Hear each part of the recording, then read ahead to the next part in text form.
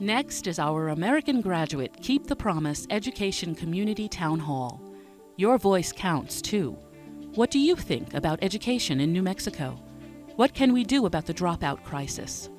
Please go to our website, newmexicopbs.org, and look for the Take a Quiz button to take our survey and for a chance to win a cool New Mexico PBS prize package. You know, there's been a lot of comments that class size doesn't directly affect curriculum, but it does when you isolate a kid who can't ask for help now because a teacher can't get to them ever. The legislature was assured by many different school districts that teachers and parents and educators were completely fine with a couple more students in their classroom for a little while. So the Constitution guarantees a sufficient education. The $800 million needs to come from somewhere. And it doesn't matter if I got that kid came in from a 3rd grade level, I got him up to a 7th grade level in 1 year. That kid didn't get the 11th grade level that is set by a set number, and therefore I am 50%, I am now an ineffective teacher. This pressure cooker that is created with all the testing that's happening, it's like imploding in the schools. And our students, especially my son, he was shutting down. It's gotten so bad that at my school to take a test is to take away time from another test. My 3rd graders are required to do several tests. And as a teacher, do they both help you in terms of instruction? I don't need all of them now. They don't inform my teaching as much as some people think they do. Okay. And teachers need space. Education reform is one of the most crucial issues facing New Mexico today. Everyone wants to see change, but there's little agreement on what the best course of action should be. It's time to bring educators, parents, administrators, and students together for a candid and progressive conversation about how to transform and reform New Mexico's education system. That important conversation has already begun in communities across New Mexico, cities like Albuquerque, Santa Fe, Las Cruces, and Gallup. Opinions and suggestions from those meetings have already led to a new statewide resolution outlining the goals and aspirations of a successful school system. Now it's time to move that conversation forward as we search for clear, concrete changes that will accomplish those goals and take our schools from failing to flourishing. I watched him do his best. I watched him have good attitude, and I watched him fail. I'm like, we're going to try harder, we're going to study a little differently, and I'm going to help you graduate. New Mexico is one of the many states involved in a national initiative aimed at keeping students in the classroom and reducing the high school dropout rate. It's called American Graduate, Let's Make It Happen. We hope to make it happen here in the New Mexico PBS studios tonight as we continue the conversation started in those different, very diverse communities. The goal is simple: to seek solutions to the challenging issues of testing, teacher evaluations, and class size. Join us for this American Graduate Special.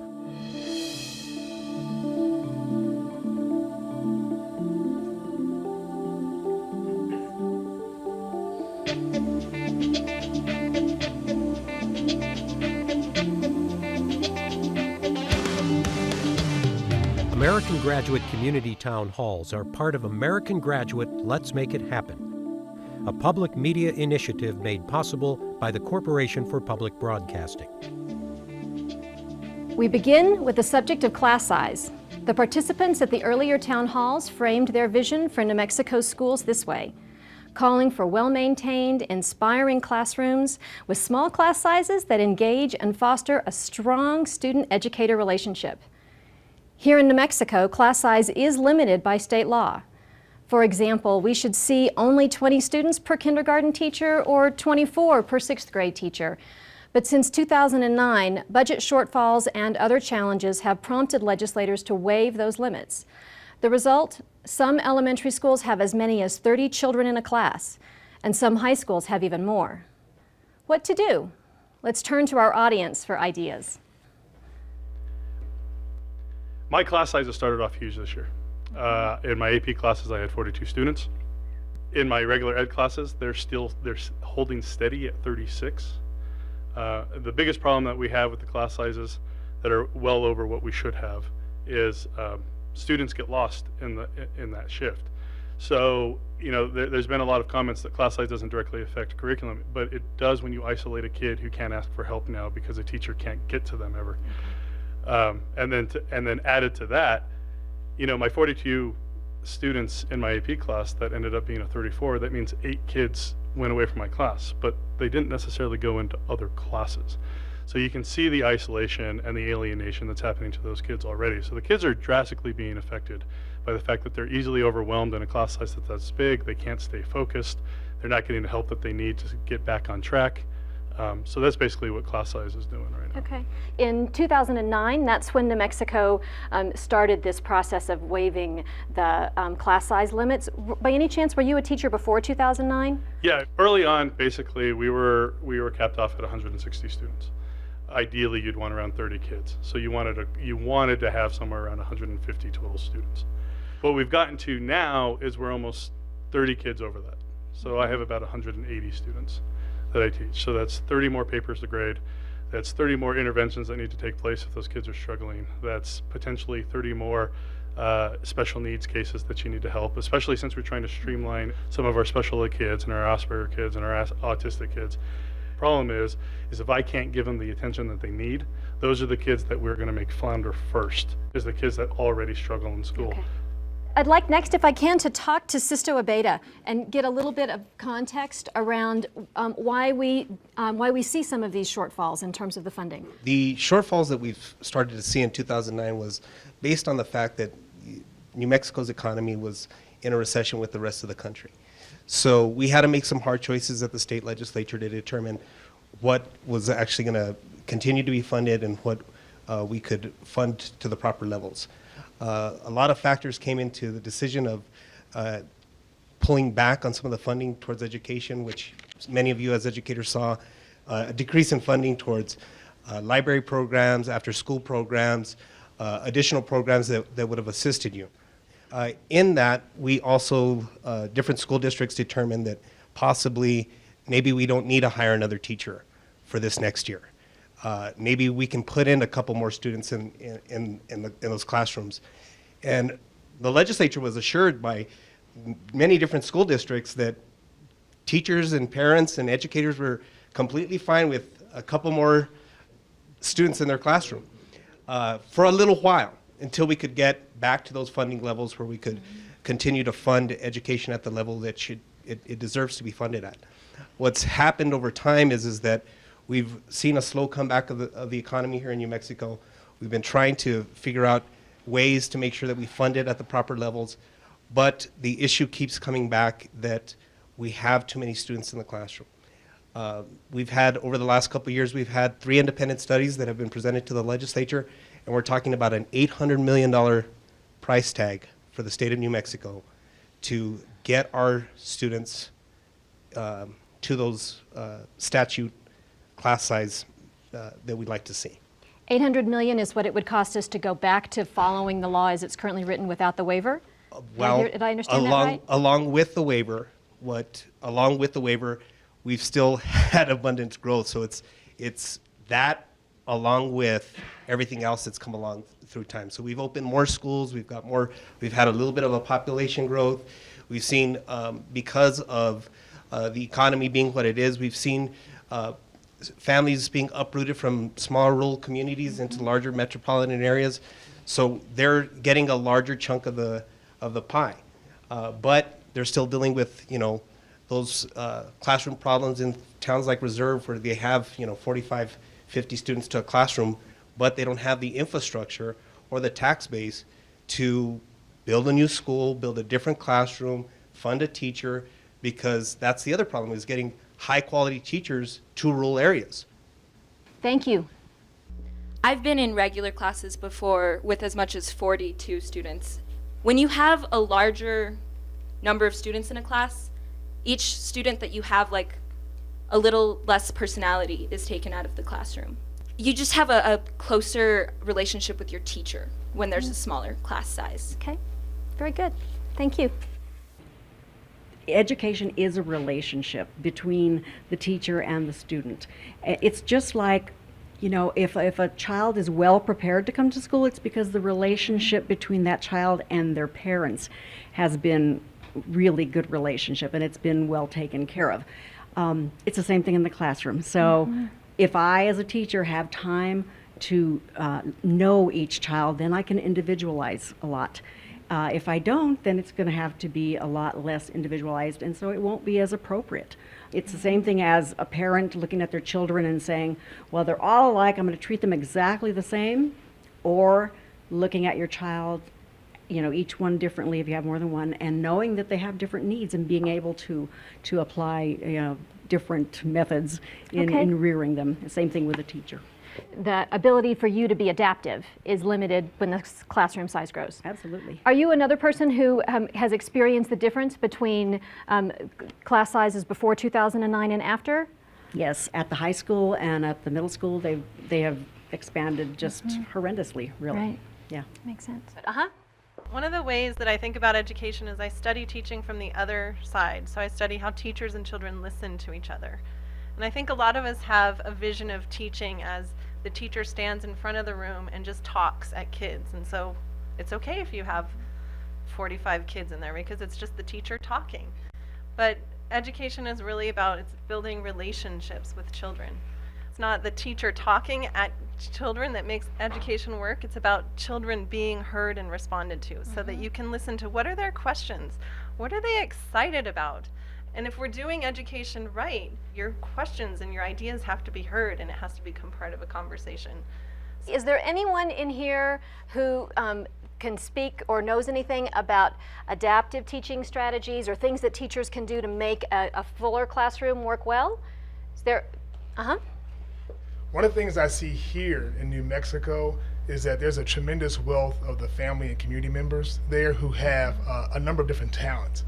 One of the strategies I would advise is to have a designated person at a school site actually work on who are those relevant volunteers that can come inside the classroom, and teachers become facilitators of a team to build those relationships with young people. It's done with sports. We look at our sports teams right there. You don't put a head football coach in charge of 40 guys. He has a number of assistants. If the challenge in terms of meeting the teacher class size quotas that we want to see is triggered on tax dollars, property taxes or bond initiatives or what have you, how many folks are willing to pay more in taxes for that to happen? Whole bunch of us, okay? How many of you think that the way that you just raised your hand is reflective of your neighbors or other people you know? We had almost the whole room who said, I personally might pay more. And we had maybe 2/3 of the room who said, and I think my neighbors would pay more. Yes, ma'am. Why can't it be you? Why can't they increase the funding to pay these teachers that for 6 years haven't had a single pay raise? I come from Virginia, where we're not the richest state in the union in terms of teacher pay, but let me tell you, teachers were treated with respect, and we got increased pay every single year.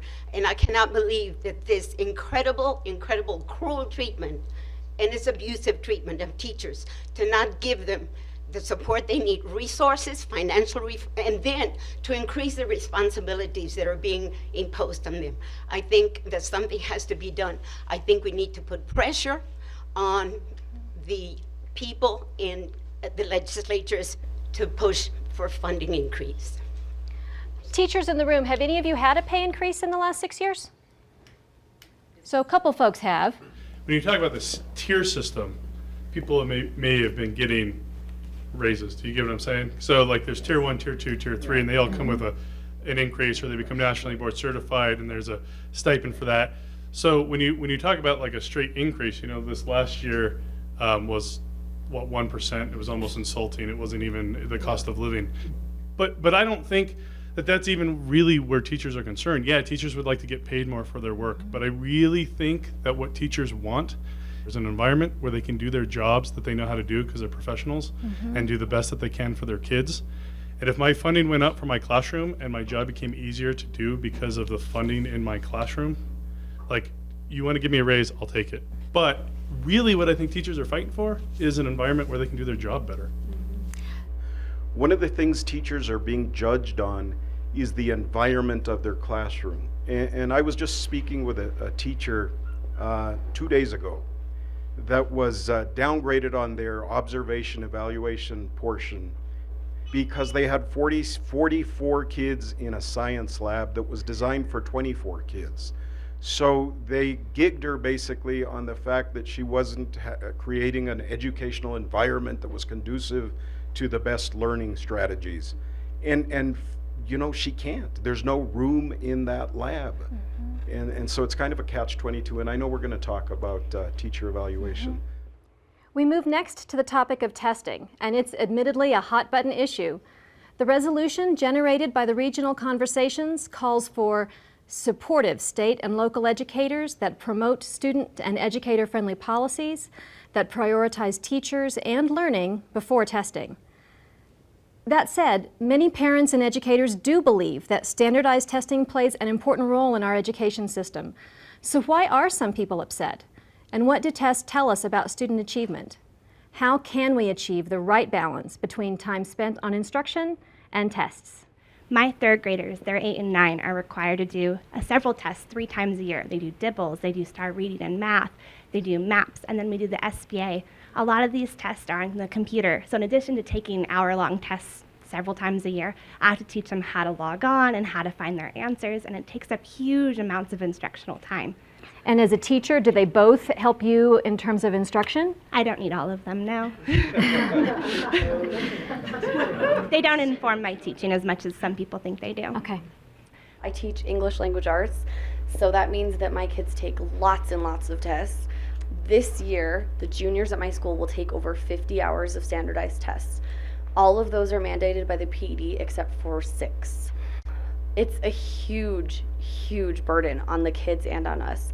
And as far as it informing my instruction, I don't get results for most of those tests. So I have no idea how those tests could inform my instruction. My students don't get any detailed results. I don't get detailed results on them. I don't know exactly which standards they align to. I don't know how to prepare my kids for some of these tests. The students don't know them. The last test I gave my students, we were told 1 day in advance that these kids would be taking it. And then, again, it was on the computer, like Whitney said. So we all had to wing it that morning and try and figure out how to use this program that had lots of errors in it. So we had issues with, you know, obviously time. It took up about 4 hours of instruction to give just the one test. And again, it's not helping me, it's not helping them, it's just making them feel bad when all they get is a number that says they are below proficient or not proficient.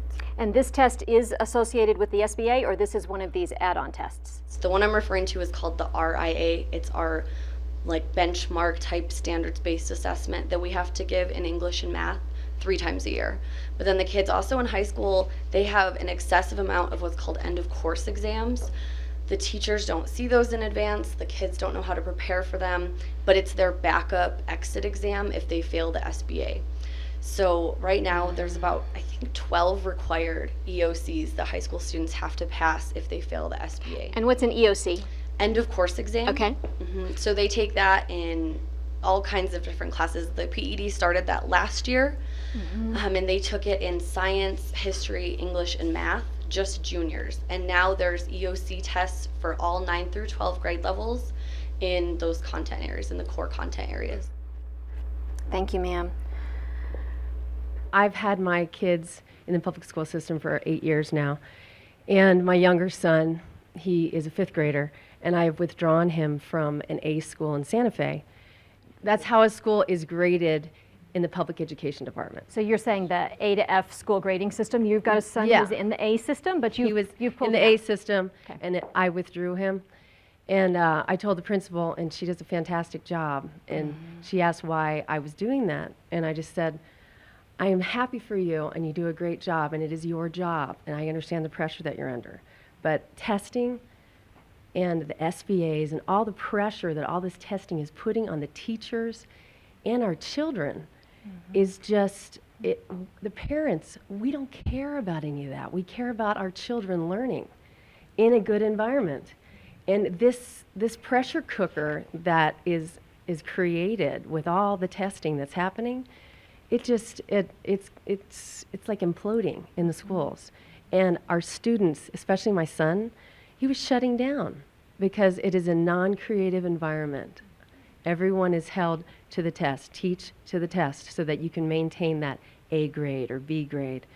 And that's not what learning's about. Okay. Thank you.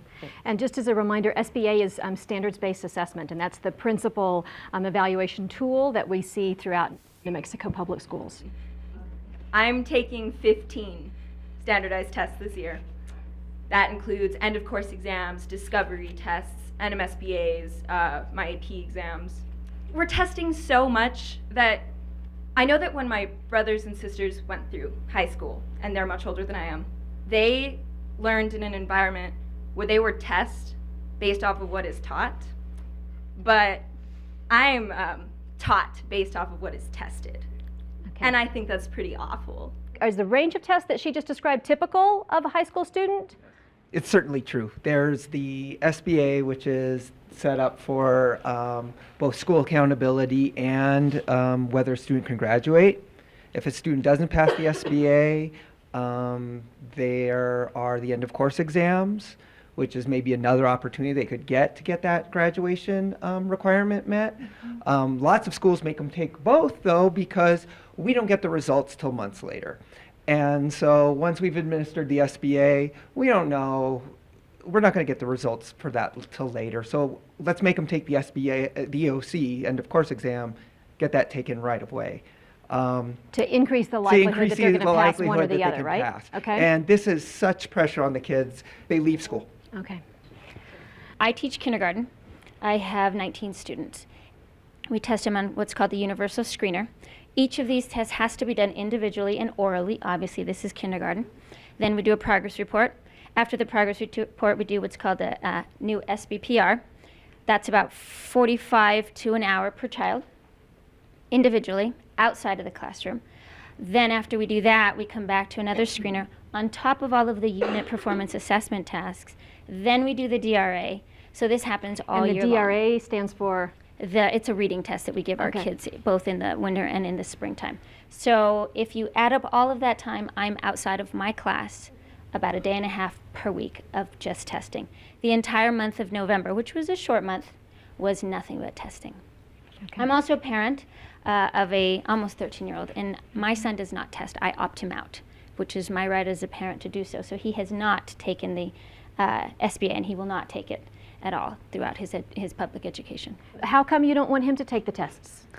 I personally don't think it's relevant as a parent, knowing what I know about these tests and what he needs to know. Thankfully, he's been at a school in elementary where he was with me, where the teachers created performance assessments that were created on what he was learning, not on the test. So while the other students are taking the SBA, my son was taking a valid and reliable assessment that would inform both he and his teacher on what he was learning. And I was very grateful that those teachers took time to create that for him, but he was the only one.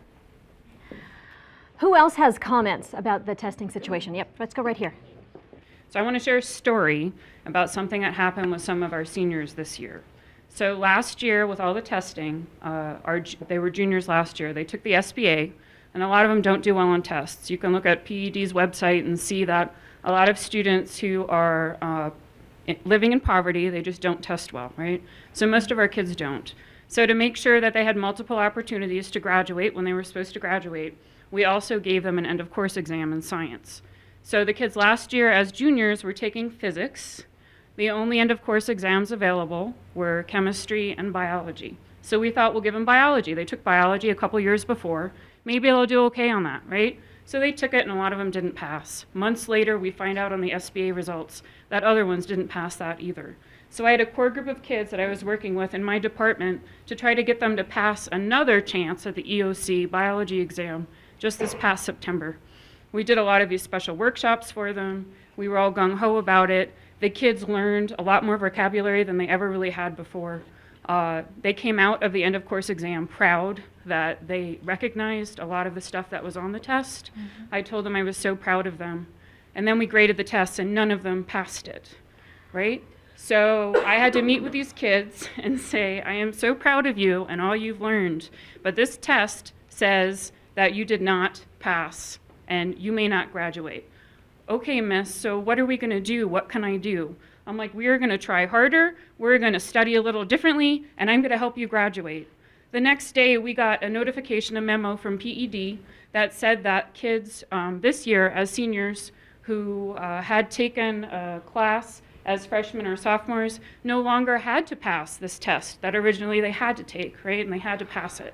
I wept. I cried before I met with each and every one of these kids who also cried and said, does this mean we can graduate now, miss? I said, yes, it does. And know that a test does never, ever define who you are or what you can do. And it's just so unfortunate that PED is placing a huge amount of emphasis on just these particular tests. When we know as teachers, we know as parents, we know as students when we were students ourselves, that we all learn differently, and there are many different ways to look at student achievement than just test scores. I had to test a student last year. He needed to be read to. He was a special needs student who needed to be read to. So I read his, for 2 weeks, the library was closed to the students, and I read to him each day his test, except for the reading portion, which I was not allowed to read to him. You need to be assessed on that. I watched him do his best. I watched him have good attitude, and I watched him fail.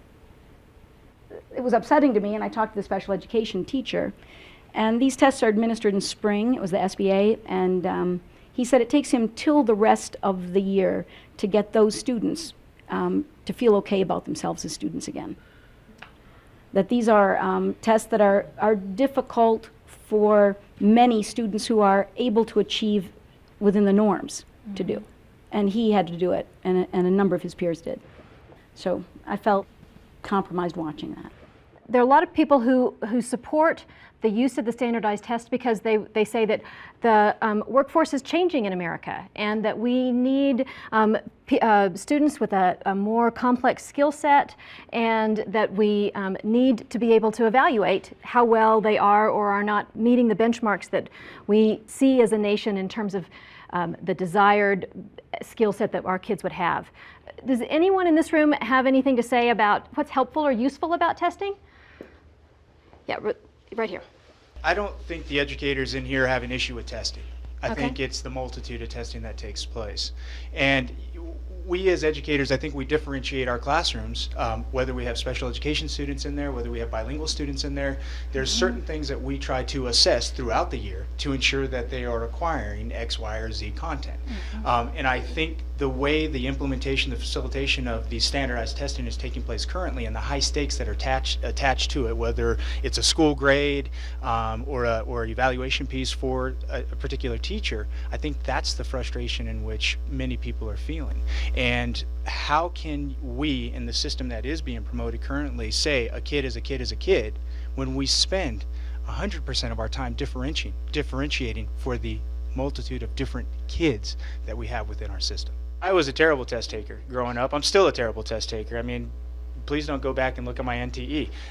But with that said, there's a value to it, but the high stakes value in which folks are trying to deem whether you are a quality professional or not, I think is inappropriate. Talk to us a little bit about how testing is handled in your school. There is nothing worse as a principal where the parents come in, it's like this time of year, and you are going to tell them that the child is going to fail because he hasn't handed in any homework. And the first thing the parent will say is, why wasn't I told ahead of time? Take that and put that in testing. And what I do is I take the testing, I'm 6 through 12, so starting at 5th grade, I ask for those test scores. It's a scaled score. It's not proficient, non-proficient, advanced. I don't even go there. I look at that scaled score, and then I follow that kid every year until he's a senior. And then I can see, okay, like when you were in 6th grade, I have a kid exactly like this. He was about 24. Okay, that's not good. 24 is a test score? Scaled score. Okay. But I didn't say your beginning step. I said you're 24. Let's see if we can make that a 26 next year. Teachers are given all of that information. And every year they have that information about their kids. And they know where the kids came from, what they did, where they're going. And then we kind of talk to the kids and the parents. And so the parents know, yeah, okay, my student is getting better. Or my student's not getting better. And then we have to have some accountability for that.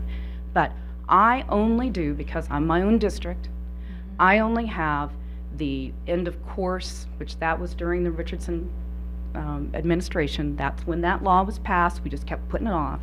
But end of course was a final exam. And so we've always given finals, and finals are required in everything, even PE. That's what the statute says. And so what I tell my teachers is, you know what? Go present your final. You can do that as an EOC to PED. And if you've covered the standards, it's going to get approved. My teachers have had theirs approved. It's their own final. And then I give the SBAs. I don't have all these other layers upon layers of testing. I don't even know what you would do with all that data. You have so much data overload, and now you got a problem. It's not telling you anything. So are you in compliance with state regulations, only doing the 2 that you're talking about? Absolutely. Okay. Absolutely. Let's jump over here. The time that is being spent in classroom right now preparing for these standardized tests it's inordinate. Some of the classrooms in some of the schools that I've heard of from teachers is they can't do social studies unless it's going to be on the standardized test. They can't do science. Maybe they do science once a week. If it's not linked to Common Core or to SBA and testing, then they shouldn't be doing it. What's happening to our kids' experience in school? It's supposed to be a good, positive experience where they are introduced to a lot of different ideas, different things, and it's being streamlined to satisfy the adults and what their expectations are. It's not helping our students, and they're turning against school. It's not going to help graduation rates if kids aren't engaged in the classroom, if it's all about getting that score in the reading and math. Okay. This woman right here in red wants to make a comment. The whole purpose behind all of this testing is to fund all these test makers, curriculum makers, and they are hugely wealthy from this. That's one of the purposes. The other purpose has to do with what started with NCLB, No Child Left Behind, way back.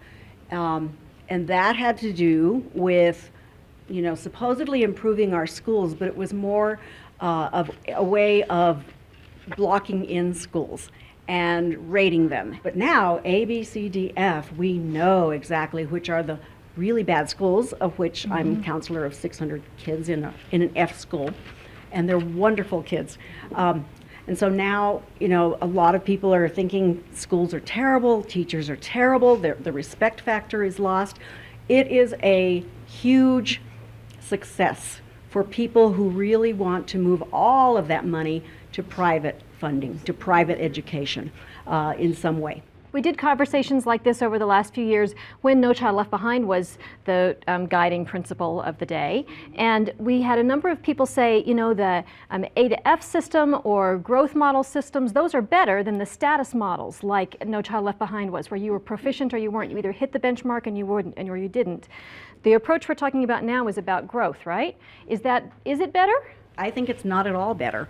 And I think because of the perception factor, which is so important, that in itself has been very negative.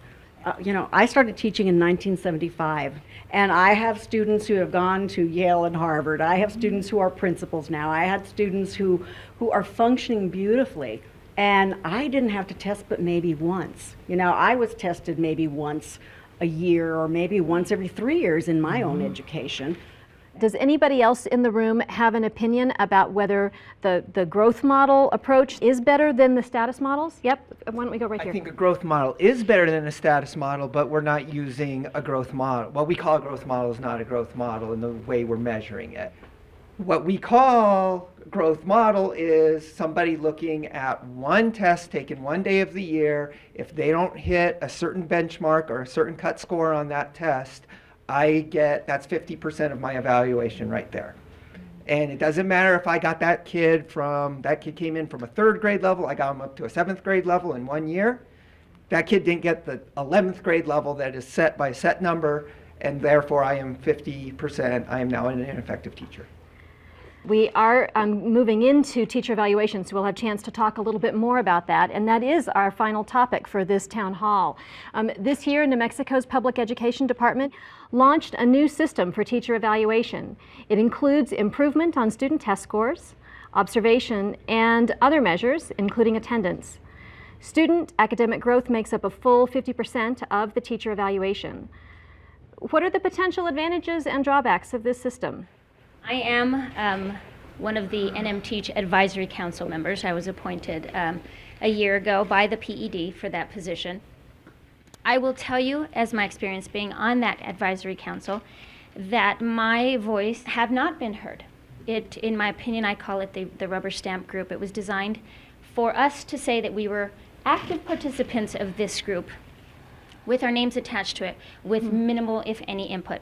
I will say, though, educators do want to be evaluated. We do. We want the feedback, we want the input, we want the conversation. However, in the system that has been put in place, that has not been vetted, that has not been properly introduced to our schools, our staff, our administrators, and our teachers, is harming us in ways that the detriment has yet to be seen what is going on.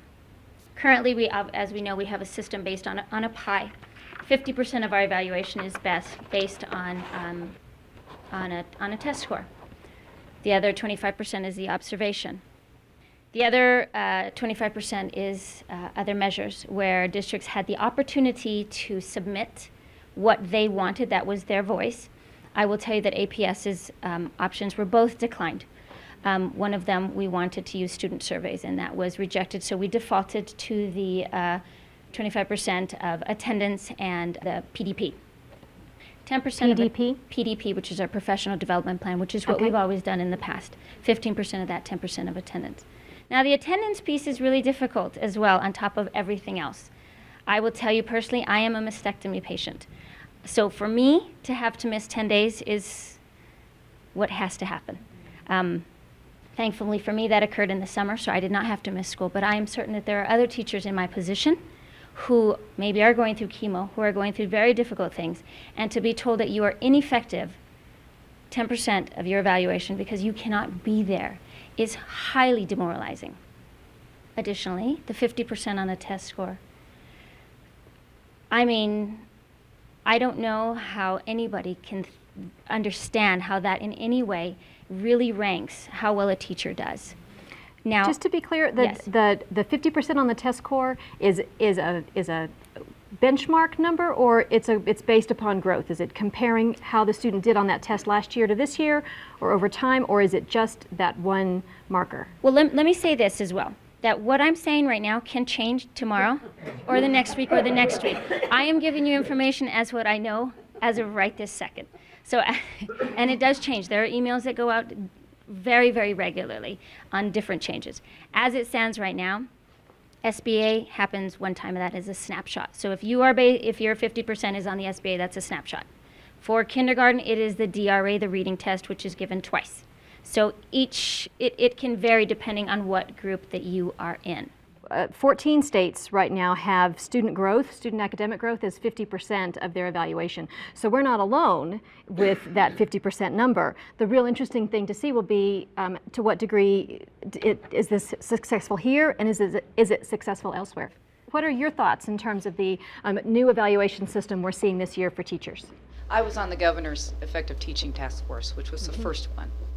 And I will say, I think we had very respectful, honest, hard work that went in there. And we had administrators, we had superintendents, we had teachers, we had business people. And that was a grueling summer. And I think what we came out with was good work. I had been using a teacher evaluation system that was very similar to this, that we actually came up with. When you go around the country and you ask the same questions, sometimes they have the same answers, and that's really what the evaluation came up with. All right.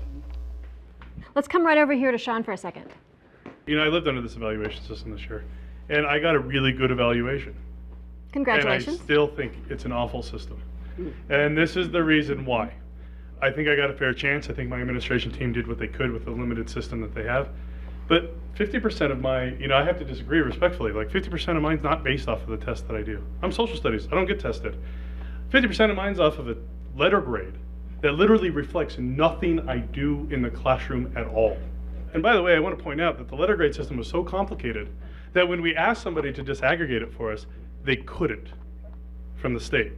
So there's a lot of issues with that letter grade system. So hold up, are you saying that your professional evaluation is influenced by the letter grade of the school? Of the 50% of mine is. So here's the really nice thing. For me, because I work at El Dorado High School, it's a great high school, it is, but it's also a fairly wealthy high school. And SBAs tend to measure social economic status more than they do academic achievement. So when I look at this system, I go, well, sweet, I should be really happy because I got an A. 50% of mine's already an A. All I got to do is not screw up so bad on my other stuff and I'm good to go. And here's the real thing, guys. I think that teachers really do want evaluation, but we want an evaluation that promotes good teaching, that promotes collaboration, that promotes an enriched environment, that promotes kids learning and asking questions and being innovative. And to do that, you actually have to evaluate me on what I do. Let's come right over here to Sister. There's over 100 school districts across the state that may be all using different systems that the PED is going to try to take in and piece apart of what a teacher in Artesia is doing versus a teacher in Albuquerque, versus a teacher in Clonch versus a teacher in Cleveland. So it's a hodgepodge. And this upcoming legislative session it's a 30-day session. It's a financial session. So we can deal with financial issues. But the governor can set the agenda and say, I think that I'm hearing from all these different school districts and from all these different teachers because she hired somebody to come in and answer the phones about all the complaints across the state about this system. I would encourage those calls to continue and ask the governor, put this on the agenda for this next legislative session, because this is an issue that's affecting our students, it's affecting our teachers, and I think that we need to discuss it a little bit further and come up with some type of resolution to how to fix that problem. Thank you. Teachers want to be more effective, right? Administrators want to have a better school, right? That's real easy. But politics are driving this right now, and when the next governor is elected, all of a sudden we're going to undo everything and go back. We need to take the politics out of education. Do we have anybody in this room who disagrees with that comment? No. All right. Let's come right back here. The people that I've seen the teacher evaluation system hurt the most right now are new teachers. There's not a single brand new teacher at my school who wants to come back next year. And the system is pushing out the teachers who are at retirement age. So now we have a deficit for teachers, and our new teachers are so discouraged by just the observation tool alone that they are not willing to come back and teach because they feel like they're not doing a good job. And those are the people that need to be supported and encouraged. And they should not be evaluated the same way that I am. I've been teaching for 7 years, and a brand new teacher does not have the same skill set that I do.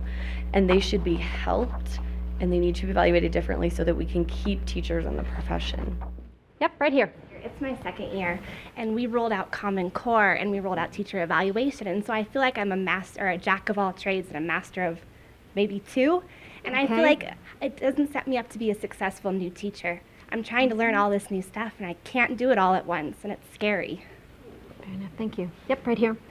One thing I think we need to talk about is the pressure that the teachers are feeling. I've never seen anything like it in my 16 years of teaching. The teachers feel like they're being bombarded with this, and a lot of them have said it feels like they're trying to prove that I'm a bad teacher.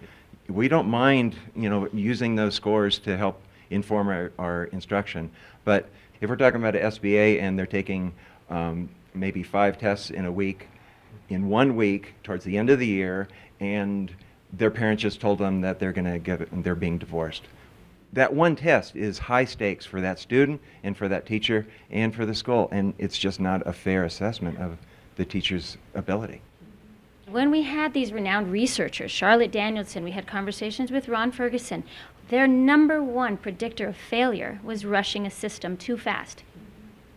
Most places who have evaluation systems that have either worked or failed have been implemented over time, multiple times, over multiple years, multiple measures, none of which in this system we are doing currently. We sped this thing up, we are in it, and we're building the plane while we're flying it. So if we were to take our time a little bit more, spend some time on it, this could be beautiful, and we really could be the paramount for this nation as far as teacher evaluation. Everyone's talking about here teacher evaluation standards and everything, but there's really a big diversity of students in the state of New Mexico. I mean, we're talking about large Hispanic communities, Native American communities, and when we're talking about standards, even just the basics understanding of standards, you know, who is setting those standards? I'm coming from a perspective of community-based education. How are our schools preparing our students to meet the needs of their local communities? I have been just seeing, you know, no growth of academic learning in anything, you know, for our Native students. And I'm really concerned about that because it's kind of like we've got state people always dictating, you know, what is a school's going to look like? What are the standards they're going to do? And so it's always them dumping their decisions on us. And we don't appreciate that. We have our own value systems, our own cultures that we are trying to preserve and that we want to fight for to continue, you know, as Native peoples. And the current school systems are not doing that for us. All right.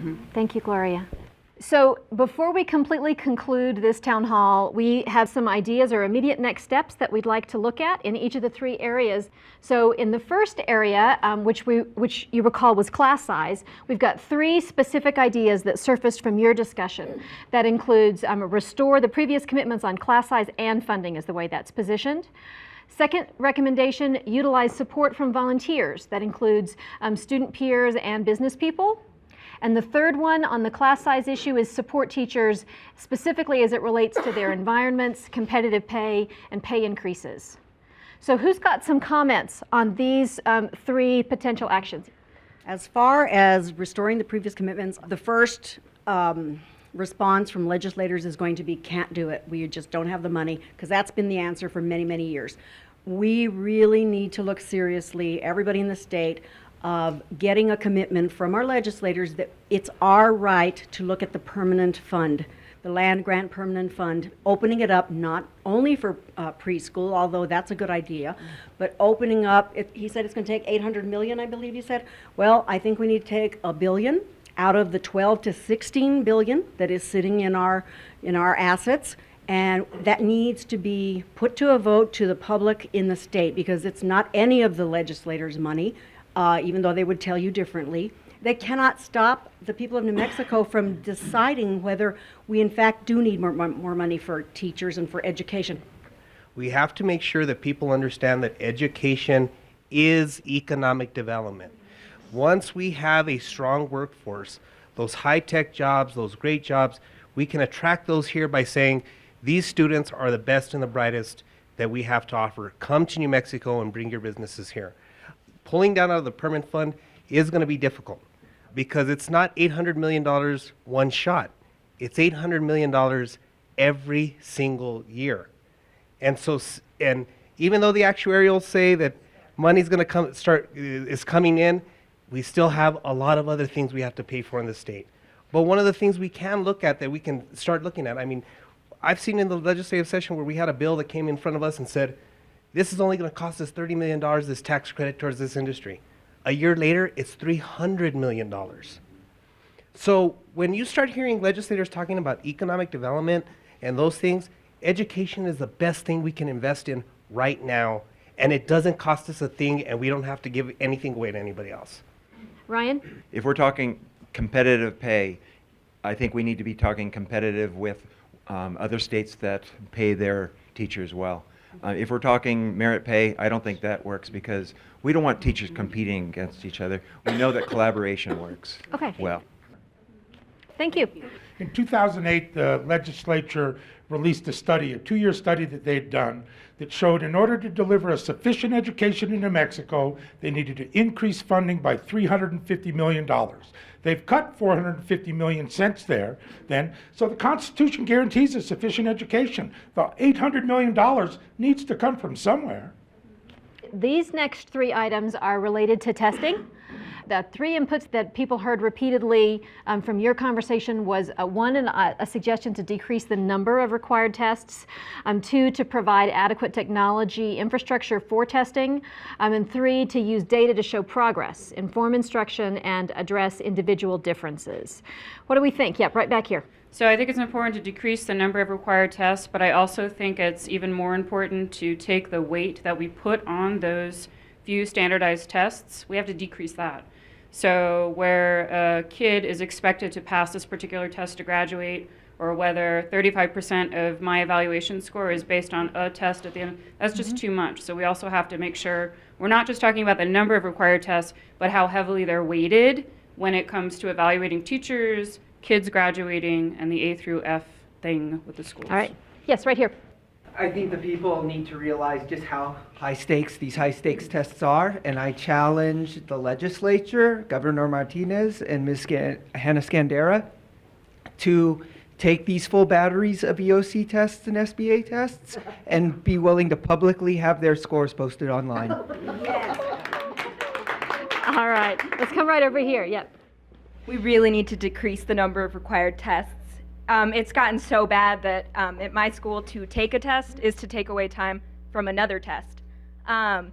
We're cramming right now for the end of course exam, and they just told my teacher that we had to do discovery testing, and that's not okay. Yes, right here. I'm a bilingual social worker at RFK Charter High School, where I can freely say 50% of our students are Spanish speaking.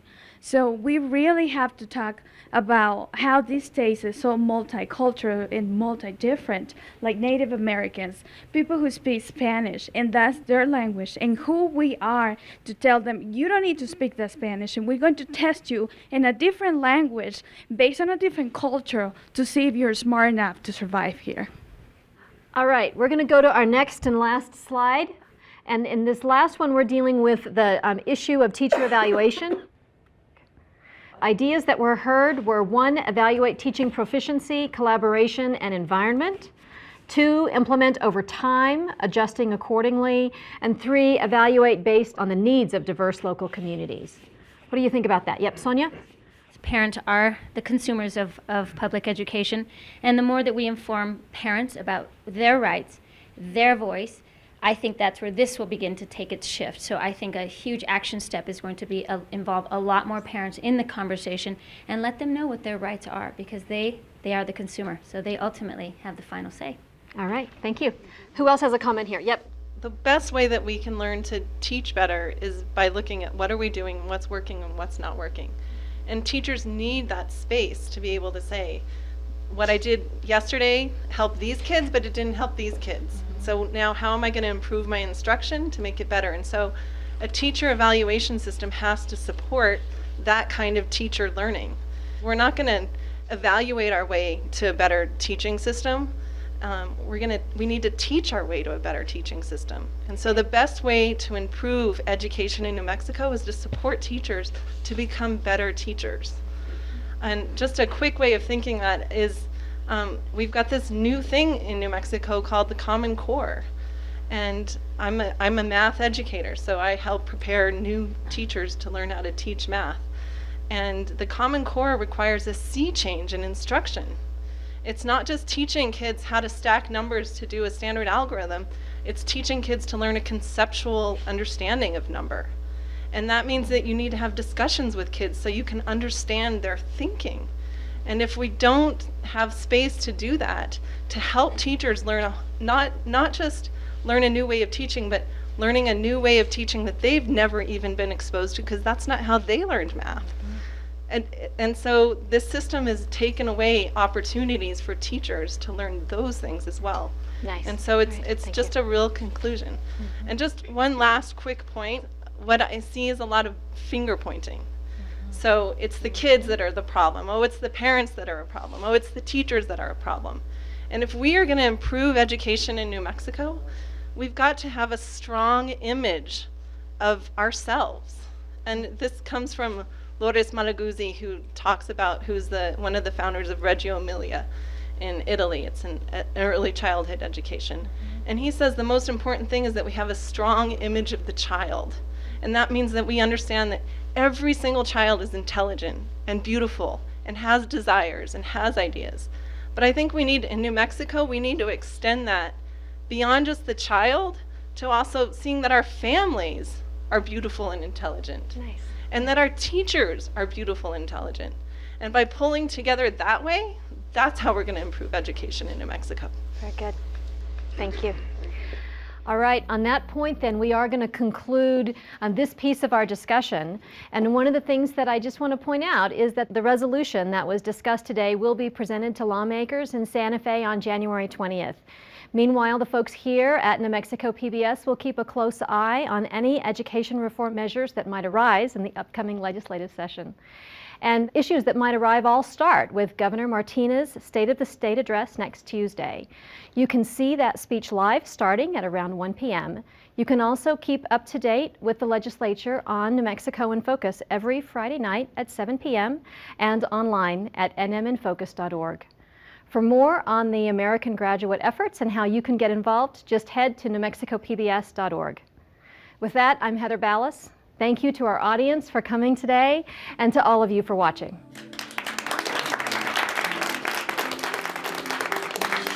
Thank you for watching. Your voice counts too. What do you think about education in New Mexico? What can we do about the dropout crisis? Please go to our website, newmexicopbs.org, and look for the Take a Quiz button to take our survey and for a chance to win a cool New Mexico PBS prize package.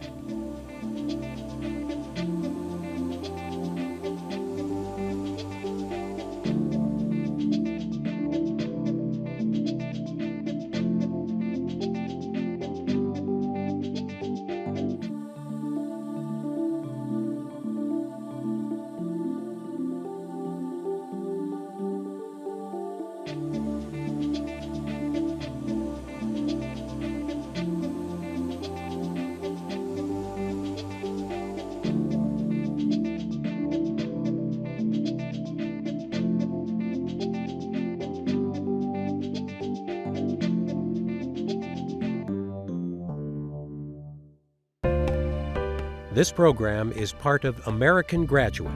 Let's make it happen. A public media initiative made possible by the Corporation for Public Broadcasting.